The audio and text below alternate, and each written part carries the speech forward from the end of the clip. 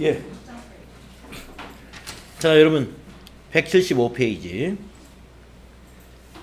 6번부터 같이 이어서 해보겠습니다.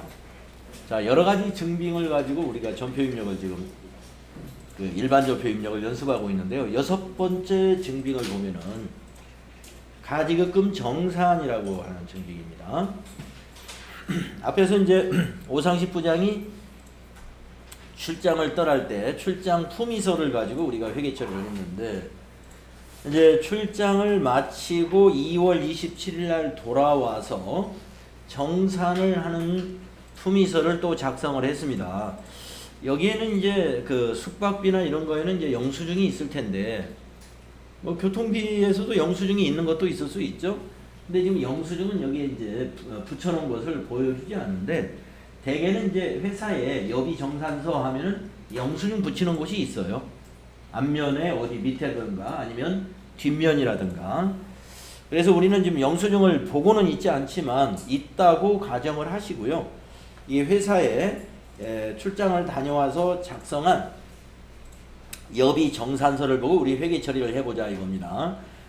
여러분 이제 조금 전에 아까 오상식 씨가 50만 원의 가지급금을 가지고 출장을 갔다 왔습니다. 자, 여기 보시면 출장을 마친 오상식 부장의 여비정산 내역을 받고 차액을 현금으로 추가 지급했다고 했는데, 숙박비하고 교통비로 쓰고 온 게 55만 원을 쓰고 왔어요. 예, 그럼 5만 원은 자기 돈으로 더 지불을 했다는 거죠. 그래서 차액을 현금으로 추가 지급합니다. 자, 그러면 이걸 어떻게 회계 처리를 해야 되겠는가? 회계 처리를 한번 같이 해보겠습니다. 자, 오상식 씨가 떠날 때 가지급금이라는 자산 처리를 했는데, 오늘은 그 가지급금을 대변에 감소를 시켜야 됩니다. 가지급금 오상식 50만 원 감소시켜야 되고요. 그 다음에 현금 5만 원을 추가로 지급했잖아요. 그러니까 또 대변에 현금 5만 원 되겠습니다. 차변은 어떻게 되느냐? 이제 비용이 발생한 거예요. 사용을 해버렸기 때문에 숙박비다, 교통비다 하는 것을 우리는 여비교통비라고 하는 판매관리비로 처리하면 됩니다. 여비교통비 55만 원. 이렇게 하면 차변과 대변의 금액이 똑같죠? 55만 원. 자, 그러면 거래 후 결합관계를 한번 써보겠습니다. 거래 후 결합관계. 예, 이선화 씨 어디 계신가요? 이선화 씨. 네, 거래 후 결합관계 차변은 뭐라고 쓸까요? 네, 비용 발생이고요. 대변은 두 개가 똑같은데 뭘까요? 예, 자산 감소. 그래서 비용이 55만 원 발생하고 자산은 55만 원 감소하는 그런 거래가 되겠습니다. 그런 회계 처리. 그래서 이 회계 처리에 의해서 우리 회사의 이익은 55만 원 감소하게 된다. 지금까지 우리가 이 3일 패션 회사 등록해가지고 한 번도 수익이 발생한 적이 없어요. 네. 계속 지금 비용만 발생합니다. 그럼 지금 상태에서 이제 한번 봅시다. 요거 이제 입력하고 손익계산서를 가보면 단기 손실이 굉장히 많이 나 있겠네요. 수익은 빵이고. 네. 한번 가보도록 하겠습니다. 입력을 한번 해보도록 하겠습니다. 자, 2월 27일 가볼까요? 일반 전표에 2월 27일 입력하시고 3번 해서 차변한 다음에 여비교통비 812번 골라주시고, 여비교통비의 거래처는 여기저기가 될 테니까 그냥 비워두시고,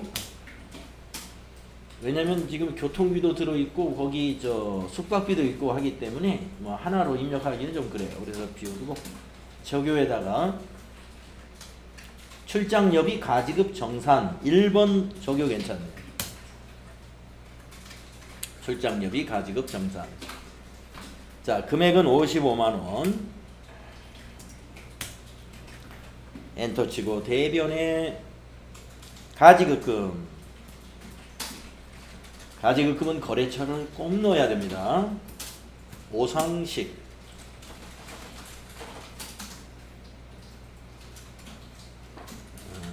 출장 아니 업무 가지급금 정산 대체 6번? 네, 6번 해도 되고 엔터로 위에 거 복사하고 가도 될 것 같고요. 6번을 넣어도 괜찮습니다. 금액은 50만 원.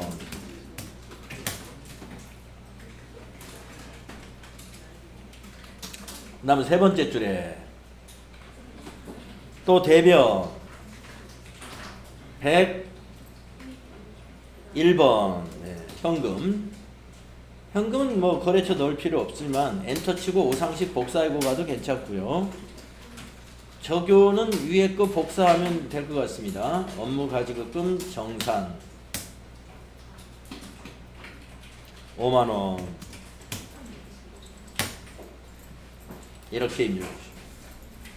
세 줄로 입력한 건 처음이네요, 여러분.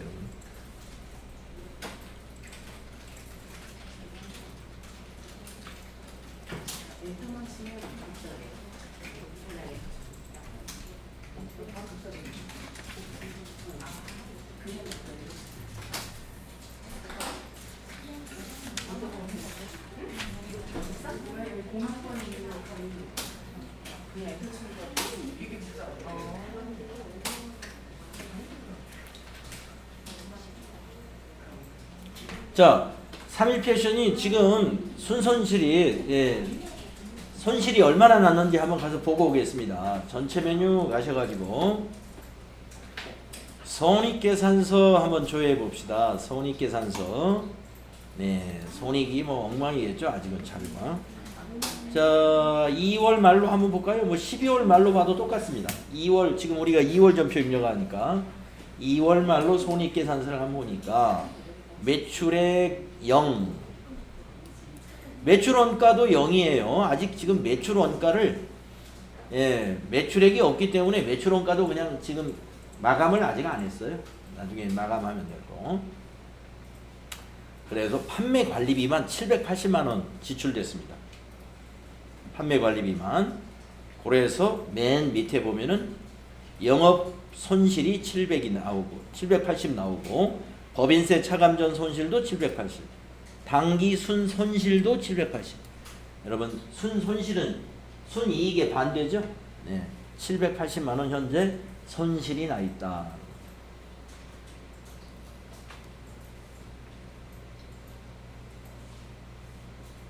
그러면 이거 여러분 해석하실 수 있겠어요? 전기 거. 전기는 당기 순손실이 마이너스 2,700이랍니다. 그럼 무슨 뜻일까요, 이게? 당기 순손실이 이쪽이 전기거든요. 전기는 당기 순손실이 마이너스 2,718만 8천 원이래요. 이건 무슨 뜻일까요? 순손실이라는 얘기일까요? 순이익이라는 얘기일까요? 순이익이라는 얘기입니다. 순손실이 마이너스라면은 순이익이고 순이익이 마이너스라면은 순손실이고 지금 당기를 기준으로 이 손익계산서가 만들어지기 때문에 당기가 순손실이 발생한 거예요. 그러면 전기에다가 순손실 2,718만 8천 원 이렇게 하면 안 되죠. 전기는 순이익이었어요. 하나의 계정 과목으로 처리하려고 하다 보니까 순이익을 순손실 마이너스 2,718만 8천 원 네, 이렇게 표시를 하게 된 것이다.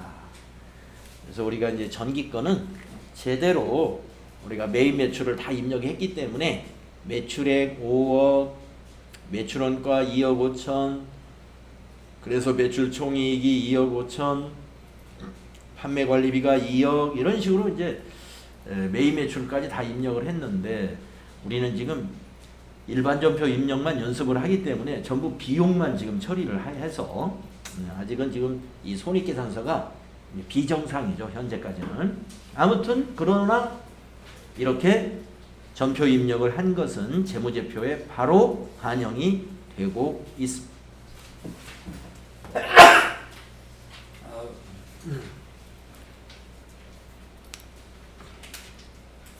자, 일반전표 입력 계속하겠습니다. 7번째, 근로소득세를 납부한다. 자, 지난번에 2월달 급여를 지급할 때 근로소득세를 두 사람 걸 공제를 해놨었습니다. 그거를 용산세무서에 오늘 납부를 했네요. 오늘은 3월 10일 날. 그래서 만약에 2월달 급여를 지급했다 그러면은 그 다음 달 10일 날까지 원천 징수한 것을 납부해 줘야 됩니다. 그래서 3월 10일 날 세무서에 9만 원의 소득세를 납부하는데, 이 소득세는 회사가 보태주는 거 없어요. 전부 다 근로자의 세금이니까 근로자가 부담을 합니다. 그래서 이 9만 원이 모두 예수금이라는 거죠. 우리 회사 돈으로 납부한 게 아니라 예수금으로 부채 인식했던 걸로 납부하는 거예요. 그래서 2월분 급여 지급 시 원천 징수했던 근로소득세를 납부 기한 일에 현금으로 납부했다라고 했을 때 우리는 어떻게 회계 처리를 하느냐 하면은요. 차변은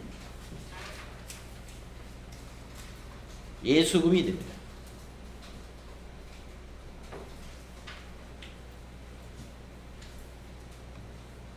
그래서 부채 감소로 인식을 하고요. 급여 지급할 때는 예수금을 대변에 기록하면서 부채 증가 그랬지 않습니까? 오늘은 납부했기 때문에 예수금을 차변에 기록하면서 부채 감소. 빚 갚았다 이거, 빚 갚았다. 대변에 뭘로 갚았느냐면 현금으로 갚았다. 현금으로 갚았다. 대변에 현금이 되겠습니다. 자산 감소. 그래서 거래의 결합관계가 부채 감소, 자산 감소. 우리가 빚을 갚으면요, 빚을 갚았다는 얘기는 우리 회사의 자산이 줄어들었거나 수익이 발생했거나 그래야 빚을 갚을 수가 있습니다. 예. 우리가 빚을 갚으려면 자산이 감소했거나 반대쪽에서는 아니면 수익이 났거나 그래야 빚을 갚을 수가 있죠. 그래서 이러한 결과와 원인의 관계를 우리는 복식부기 회계라고 하고 있다 그랬죠. 자, 전표 입력하겠습니다. 차변 예수금, 대변 현금이니까 출금 전표로 써도 되죠? 날짜는 3월 10일입니다. 자, 일반 전표의 날짜를 3월로 먼저 고치고 뒤에는 10일로 고치고 3월 10일. 대변의 현금은 1번 출금을 하면 편하고요. 1번 출금. 개념 과목은 예수. 그래서 254번 예수금 거래처 이건 안 넣어도 돼요. 예수. 적요는 1번 적요 딱 맞네요. 근로소득세 등 예수금 납부. 금액은 9만 원. 이렇게 하시면.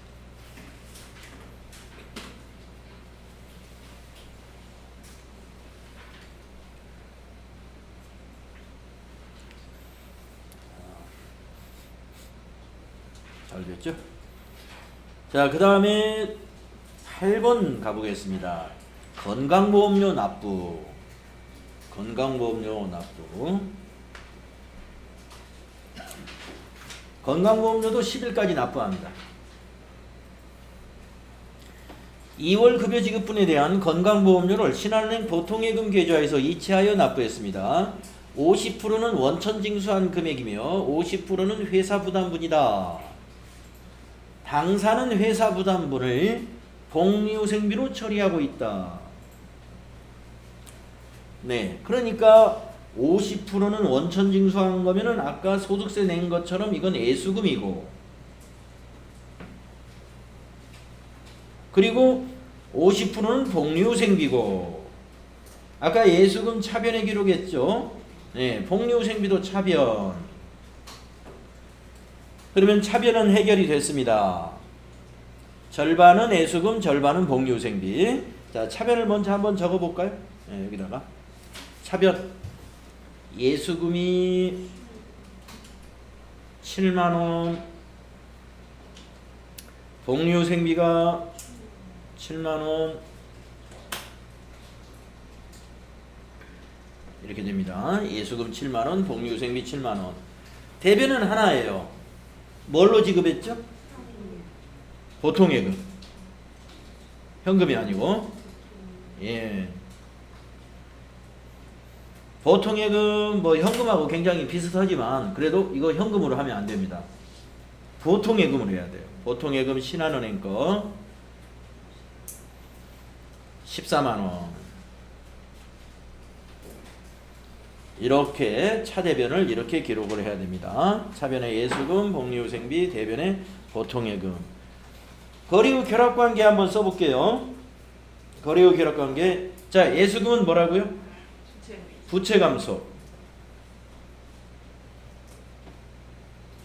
복리후생비는 뭘까요?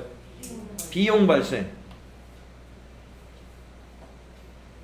대변의 보통예금은요? 예, 자산감소.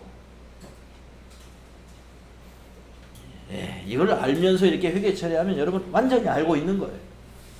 완전히. 이렇게 분계 연습을 계속 해야 됩니다. 자, 전표 입력합시다. 전표 입력. 자, 날짜가 같은 날입니다. 3월 10일 날. 자, 아까 예수금 근로소득세 납부한 거 그 밑에다가 3번 차변. 예수금 또 넣습니다. 254 예수금. 거래처 생략하시고, 적요에는 이제 이번에는 건강보험료니까 건보료.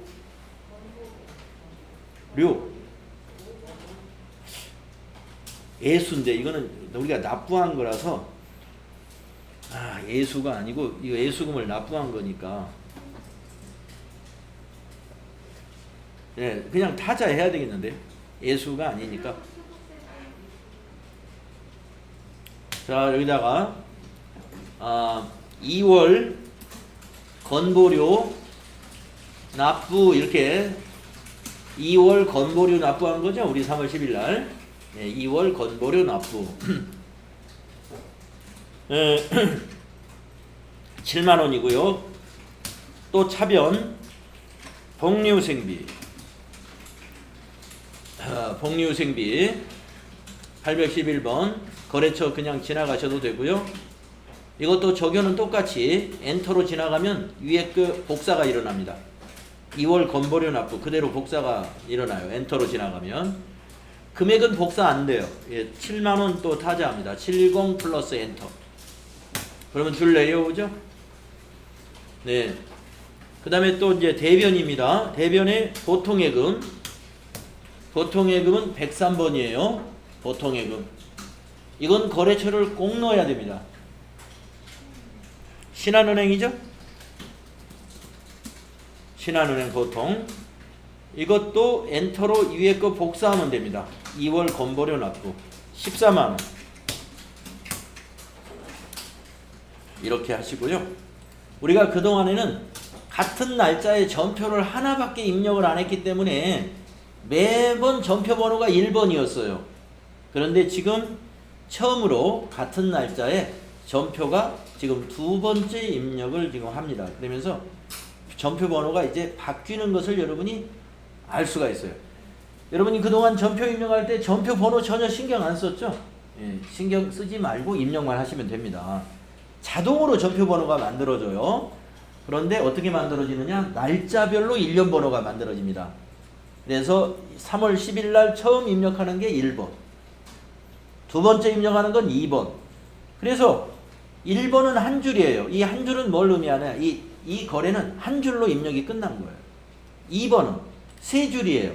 클릭을 하면 한꺼번에 세 줄이 음영으로 딱 선택이 됩니다. 이 세 줄이 번호가 같다 이거죠? 번호가 같다는 것은 이 세 줄의 거래는 한 건의 거래다 이럽니다. 한 건. 전표 한 장이다. 예, 전표 한 장. 번호가 같다는 것은 전표가 한 장인 것을 의미하는 거예요.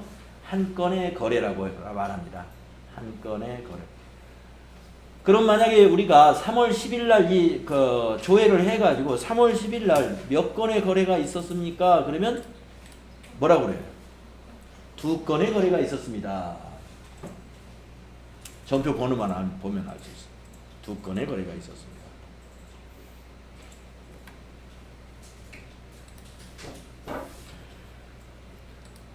자, 9번째 문제로 가보겠습니다. 지방소득세 납부. 네, 우리가 소득세에는 국세인 소득세와 지방세인 지방소득세. 그래서 국세 소득의 10%만큼이 또 지방세예요. 그러니까 아까 소득세 9만 원을 냈지 않습니까? 그러면 지방세는 9천 원을 내야 돼요. 그래서 9만 원이 과세 표준이 되고 9천 원이 지방소득세가 되는 겁니다. 자, 우리가 이제 세무에서 이 과세 표준이라는 말은 굉장히 중요한 의미가 있는데요. 과세 표준이란 무엇이냐면은 세액을 산출하는 세액 산출의 기본이 되는 금액이에요. 세액을 산출하려면 먼저 과세 표준을 알아야 돼요. 과세 표준을. 그래서 여러분 부가가치세 이론 배우실 때 부가가치세의 과세 표준은 공급가액이다. 공급가액이다. 얼마에 공급하느냐에 곱하기 10%. 이게 부가가치세입니다.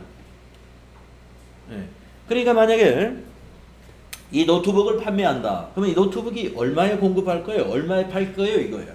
얼마에 공급하느냐? 100만 원에 공급하겠다. 그러면 이 노트북의 매출 세액은 100만 원의 공급가액이 과세 표준이 되어 가지고 거기에 10%가 부가가치세 세율이잖아요. 그래서 10만 원이 부가가치세가 되는 겁니다. 그래서 네, 고객님 부가세 포함해서 110만 원 결제해 드리겠습니다 하고 카드 갖다가 110만 원 딱 결제합니다.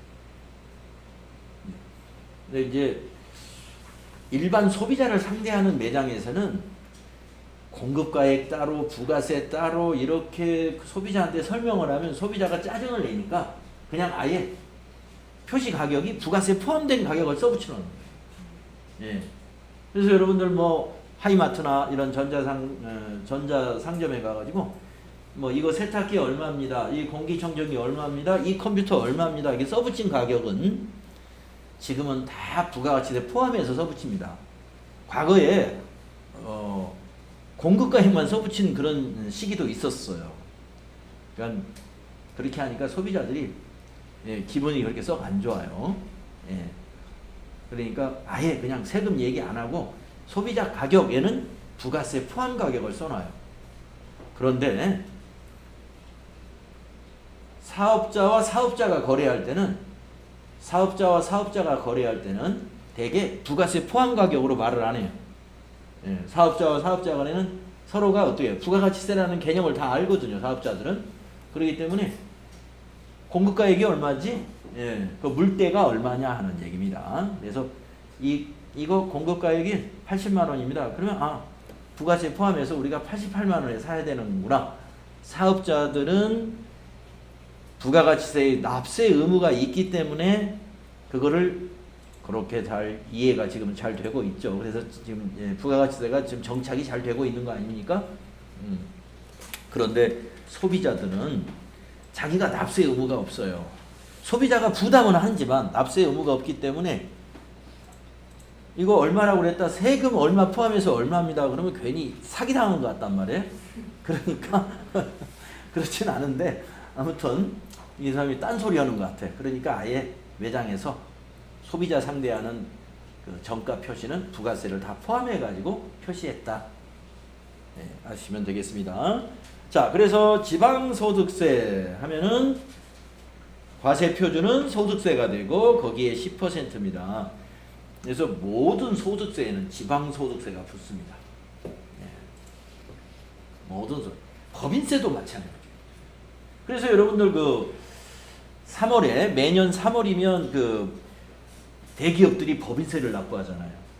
우리 시도 법인세에서 굉장히 관심도가 높은 시죠.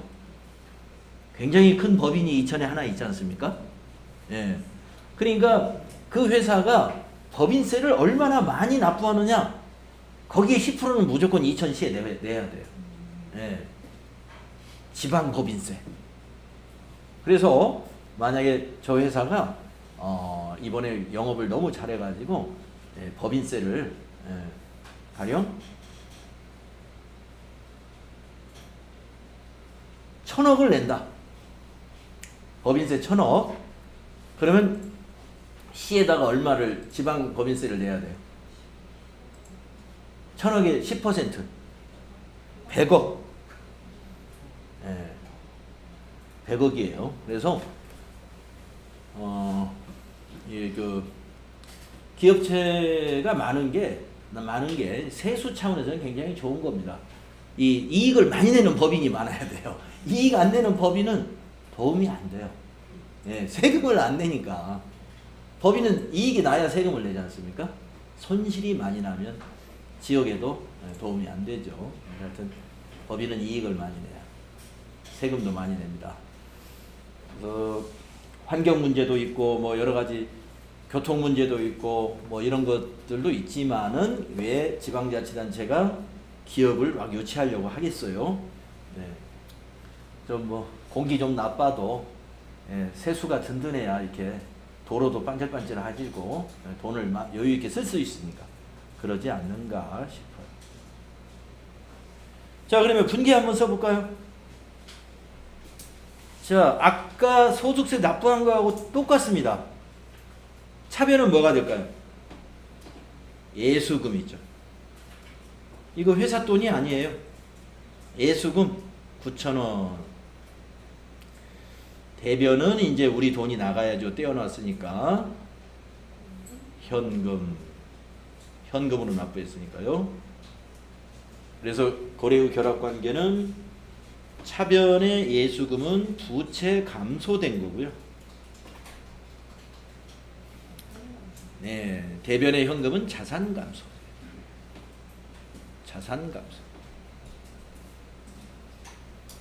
그래서 같은 날 냅니다. 소득세 내는 날, 지방소득세도 같은 날 납부하는 거예요. 그래서 날짜 여기 수납인 찍힌 거 보면은 3월 10일 날 같은 날이죠. 네, 3월 10일 또 입력하겠습니다. 네, 세 번째 전표가 되겠네요. 1번 출금하셔가지고 예수금 254 거래처는 방향키로 지나가야 신한은행이 복사가 안 돼요. 엔터로 지나가면 이렇게 신한은행이 복사가 일어납니다. 그러면 뒤로 가가지고 이걸 지우는 방법을 알아야 되겠죠. 불필요하게 위에 게 예수금 신한은행 이상하잖아요. 거래처. 그러면 내가 모르고 엔터로 지나가다가 복사가 일어났어요. 그럼 왼쪽 방향키로 되돌아와가지고 여러분 키보드에 제일 엿가락처럼 긴 것이 뭐죠? 예, 스페이스바로 지웁니다. 스페이스바 한번 치고 엔터 해가지고 네, 복사되지 말아야 될 것이 지나가면서 복사가 일어났다 하면 돌아와서 스페이스바 치고 엔터 하면 됩니다. 그리고 적요는 지방소득세 납부라고 여기 적요에다가 아마 입력해야 될 거예요. 예,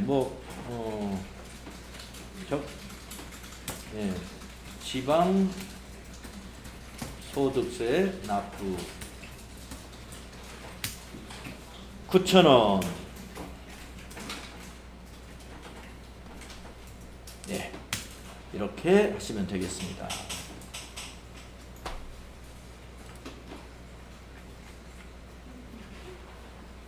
자, 다음은 10번 문제 보겠습니다. 계약금을 지급했다.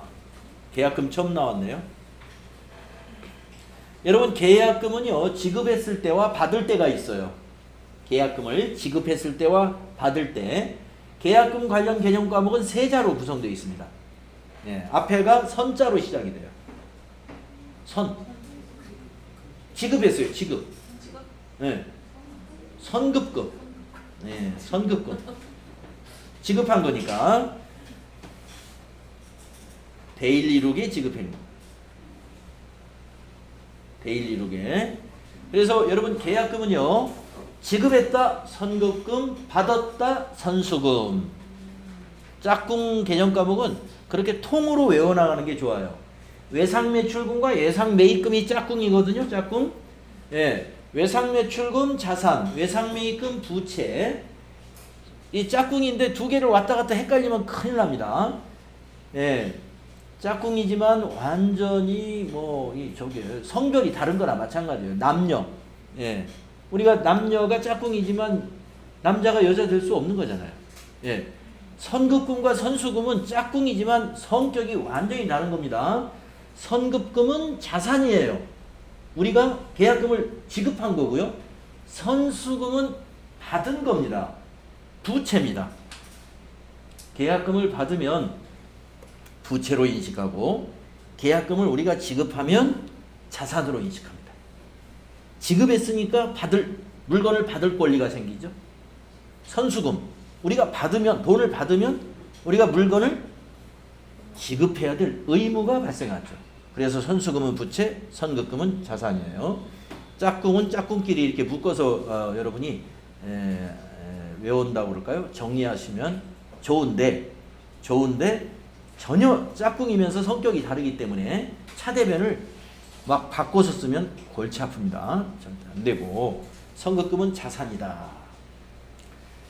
자, 그러면은 계약금을 우리는 지급했으니까 선급금은 차변에 기록해야 되겠죠? 자산, 증가. 거래처 데일리. 금액은 450만 원입니다. 자, 대변에 현금으로 지급한 게 아니라 보통예금으로 지급했습니다. 그죠? 그래서 대변이 보통예금. 은행은 신한은행. 450만 원. 이렇게 분계가 됩니다. 사변의 선급금, 데일리룩 450, 대변의 보통예금, 신한은행 450. 이렇게 분계가 머릿속에서 쫙 정리가 돼야 되고요. 거래의 결합관계는 자산 증가, 자산 감소예요. 자산 총액의 변화가 없습니다. 이익에도 변동이 없습니다. 수익이 발생하거나 비용이 발생한 것이 아니기 때문에 이익에도 변동이 없습니다. 자, 전표 입력을 해보겠습니다. 날짜는 이날입니다. 3월 20일. 자, 전표의 날짜를 3월 20일로 바꿔주시고요.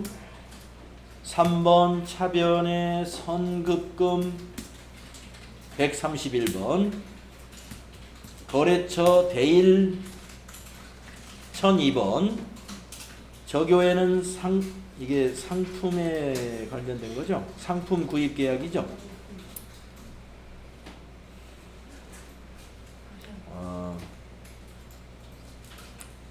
없네. 자, 그러면 저교를 타자하시면 돼요. 상품 구입 계약금, 상품 구입 계약금, 차변 금액은 450만 원. 엔터 치고 4번 대변의 보통예금 103번, 신한은행 98,002번. 위에 거 그냥 엔터로 복사하면 되겠습니다. 상품 구입 계약금 금액은 450만 원. 네, 이렇게 전표 작성합니다. 자, 여러분들이 이제 전표, 일반 전표 작성하는 거, 분계 또 능력, 이것이 지금 시간이 갈수록 무르익고 있습니다. 계약금 지급은 선급금이다.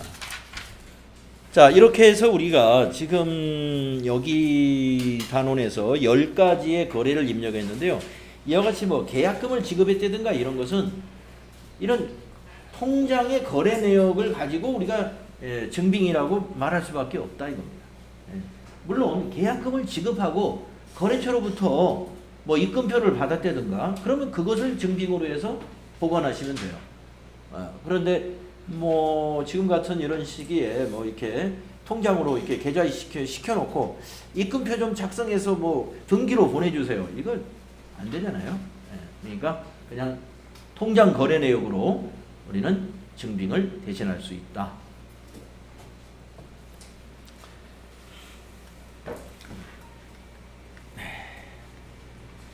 자, 다음 페이지 보시면은 수행 결과가 쭉 있습니다. 그동안 우리가 쭉 입력했던 거 이제 설명이 나와 있는 거예요. 어떻게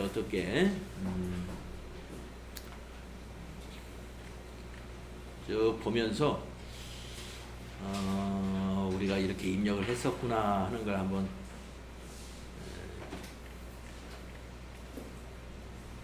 기억을 한번 더듬어 보십시오. 이 그림에서 지금 이 빨갛게 표시된 거 요거 현금 잔액. 우리가 그 전표 입력하는 화면에요. 일반 전표 이게 입력하는 화면에 요 날짜 입력한 오른쪽에 보면 항상 현금 잔액, 현재의 현금 잔액이 표시가 되고 있어요. 그러니까 아마 요 시점에 현금 잔액이 이거였다 이런 얘기인데 우리가 뭐 현금 잔액을 서로 맞춰보진 않았습니다만은 잘 맞을 겁니다. 지금 현재 여러분 거나 제 거나. 자, 180페이지 팁을 읽어보겠습니다. 180페이지 하단에 수행 팁. 수행 팁은 주로 시험과 관련해서 여러분에게 힌트를 주는 건데요. 시험에서는 증빙을 보고 쉽게 날짜를 확인할 수 있는 경우는 날짜 제시가 안 되는 경우도 있으므로 증빙을 보고 날짜를 파악할 수 있어야 하며 차변, 대변, 금액, 계정 과목, 그리고 거래처 코드 이거를 정확히 입력을 해야 합니다. 그러니까 날짜도 중요하고 차변, 대변, 금액, 계정 과목, 거래처 코드 다 정확히 입력해야 됩니다. 이 말이에요. 문제에서 날짜를 안 알려줄 때는 그 증빙에 어디엔가 날짜가 있을 거다. 그 날짜를 잘 찾아서 전표 입력을 그 영수증에 있는 날짜를 가지고 전표 입력을 하면 된다. 이런 얘기입니다. 그래서요. 지금 여러분이 이 정도를 알면은 일반 전표 입력을 이제 웬만한 FAT 1급의 일반 전표 입력에서는 이거보다 조금 어려운 것도 나옵니다만은 어쨌든 20점이에요. 20점. 네. 자, 그러면 여러분이 지금까지 자, 이론 공부 30점짜리 이론 공부 마쳤죠. 기초정보관리 10점짜리 마쳤죠. 그 다음에 일반 전표 입력하는 거 20점 출제되는 거 마쳤습니다. 그럼 100점 만점에서 지금 무려 60점을 해결했습니다. 예, 좀 부족하겠지만 하여튼 60점 이렇게 60점까지 지금 진도가 와 있다. 진도가 굉장히 지금 빨리 가고 있는 거예요. 지금 남아 있는 건 뭐냐? 메인 매출과 결산만 남아 있어요. 메인 매출과 결산만. 다음은 영수증 수치명세서를 보겠습니다.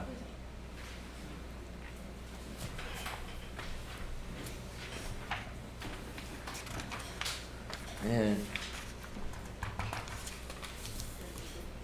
영수증 수치명세서. 자, 영수증 수치명세서라는 건 뭘까? 내용을 한번 보겠습니다.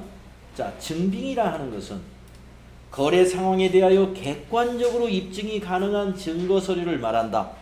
예, 이 객관성이 있어야 돼요. 근데 객관성이 없는 게 뭐냐? 문방구에서 판매하는 영수증에다가 내가 막 그냥 쓰는 거예요. 이게 원래 식당에서 써줘야 되는데, 식당에서 알아서 하세요 하고 영수증을 그냥 막 여러 장 줍니다. 그러면 이제 사무실에 와서 우리가 막 쓰는 거예요. 거기다.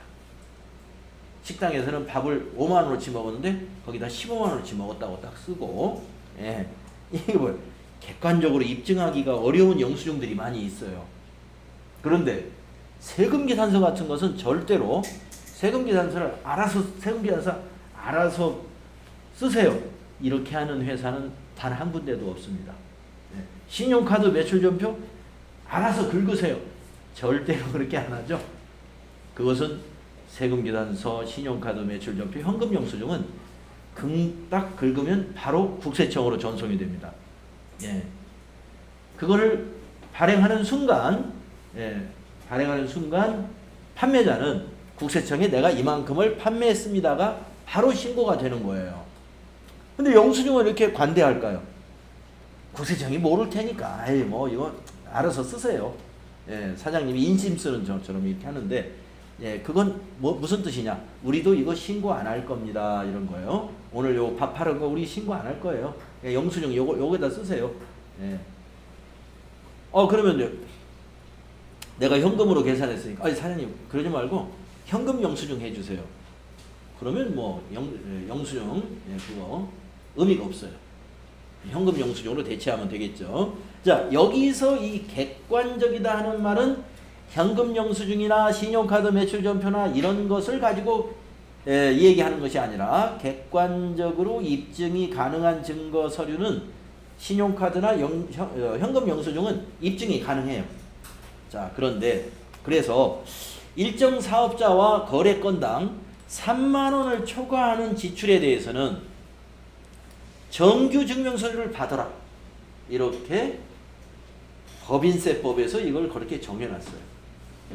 우리 회계가 세법대로만 회계를 하는 것은 아니지만, 그런데 회계도 이렇게 증빙이나 이런 것은 세법의 제한을 받을 수밖에 없죠. 그래서 3만 원 초과 거래는 세금계산서나 계산서나 신용카드 매출전표나 현금 영수증을 수취해야 한다 이거예요. 왜냐? 객관적인 입증이 가능하도록 해야 되기 때문에. 그리고 수취하지 않은 경우는 지출증명 미수취 가산세를 거래금액의 2%로 부담을 법인세 신고할 때 납부해야 된다 이겁니다. 그래서 우리가 비용을 지출했을 때는 법인은 가능하면 정규증명서류를 받는 것이 나중에 불필요하게 가산세 2%를 부담하는 것을 막을 수가 있겠죠. 그래서 정규증명서류를 수취하지 않은 경우 영수증 수취명세서라는 것을 작성을 해서 제출을 하게 됩니다.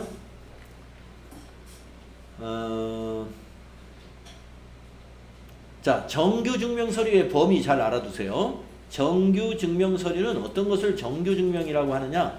아까 말씀드린 대로 저 위에 나와 있었죠? 신용카드 매출전표, 현금 영수증, 그리고 세금 계산서, 그리고 계산서, 이렇게 네 가지의 증빙을 우리가 여신전문금융법 또는 부가가치세법 이런 데서 정규증명서류다라고 객관적으로 인정을 해줍니다. 이 객관성이 떨어지는 영수증이 밑에 있는 이겁니다. 그냥 영수증이라고 써 있는 거. 이게 좀 객관성이 떨어져요.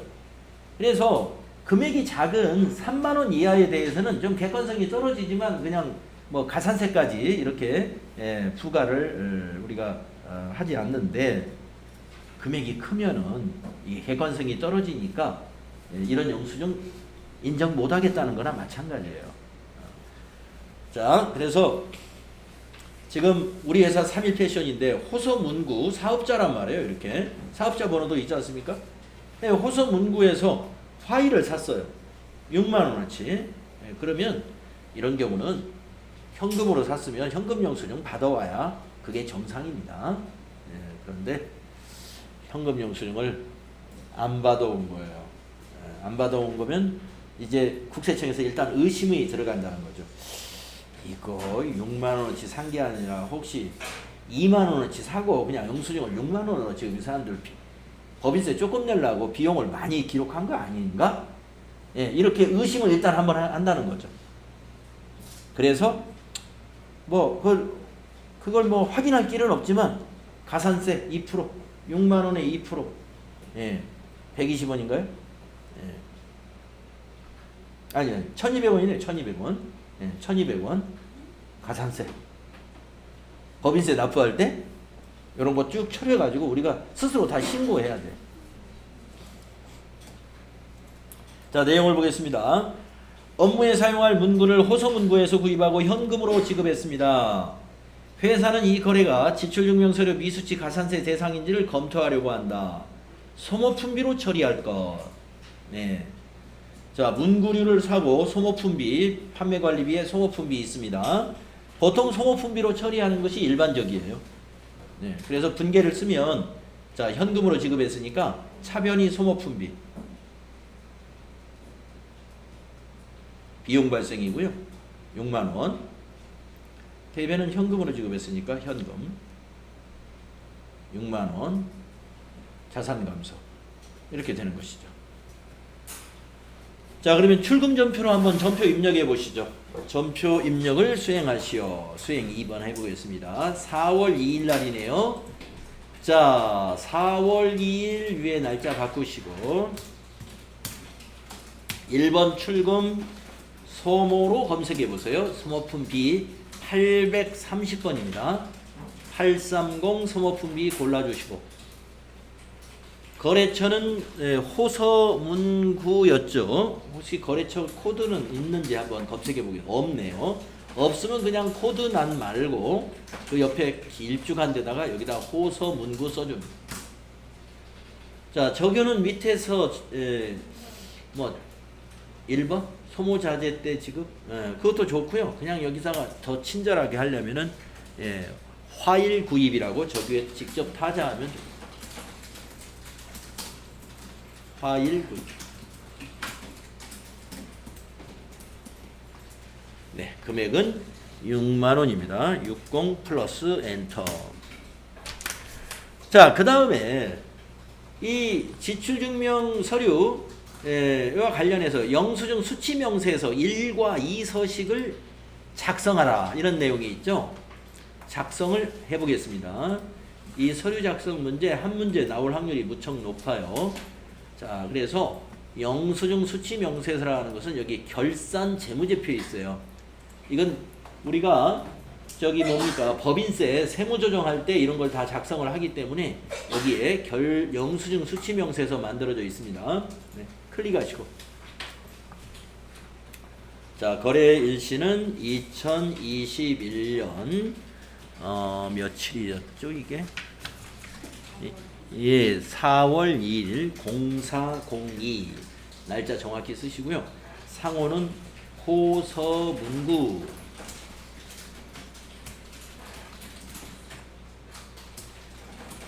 그 다음에 성명도 거기 영수증에 있는 사장님 이름이죠. 이사랑. 그 다음에 사업장 주소 있죠. 예, 주소 입력하세요. 서울 강서구 강서로 420 이렇게 주소 입력하는 거예요. 그리고 이제 사업자 등록번호를 입력하실 때는 하이폰을 빼고 숫자만 10자리로 되어 있는 숫자만 입력하는 겁니다. 30133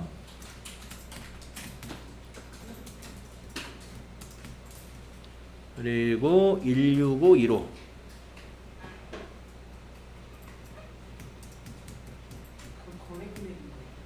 아유 거래금액이구나. 네, 제가 어떻게 30233 30133 네, 16515 거래금액 입력합니다. 60 플러스. 자, 9분에 가면은 15번부터 35번까지 어떤 그 내용들이 있는지 한번 쭉 보세요. 금융보험도 있고 농어민과의 거래도 있고 국가와의 거래도 있고 사업의 양도도 있고 공매 경매도 있고 부동산 구입도 있고 택시 운송도 있고 간주 임대료도 있고 뭐 이것저것 보입니다. 자, 여기에 있는 그 구분에 나오는 것은요, 가산세 대상이 안 되는 내용입니다.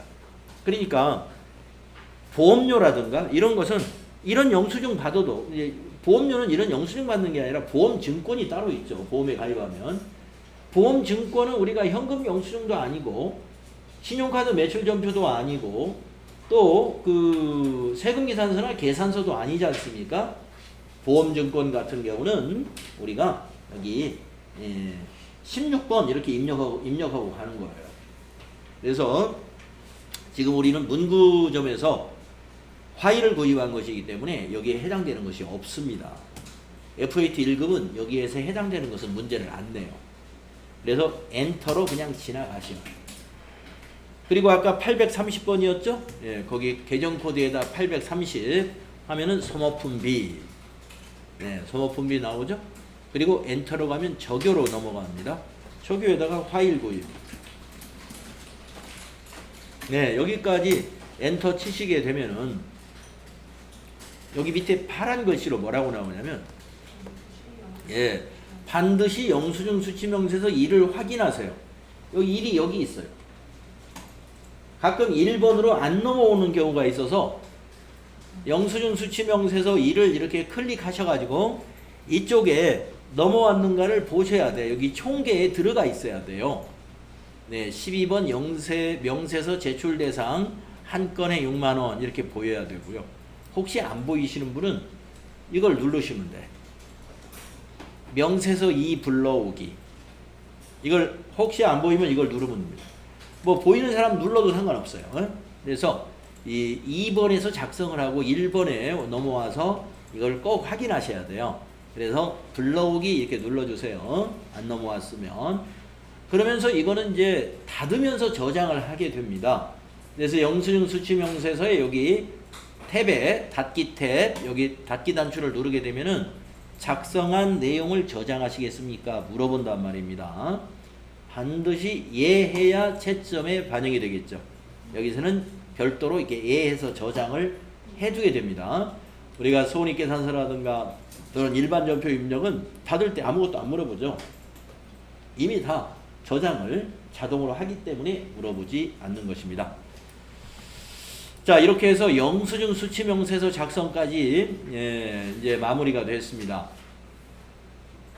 다음 시간에는 역시 일반 전표 입력인데요. 다음 시간에는 이제 자금관리와 관련된 것들을 가지고 어음, 수표, 신용카드 이런 쪽에 관련된 거래들을 연습하도록 그렇게 하겠습니다. 그래서 일반 전표 입력은 자금관리가 끝이에요. 자금관리가. 네, 다른 혹시 오늘 수업한 것 중에서 질문 있으시면 질문 받도록 하겠습니다.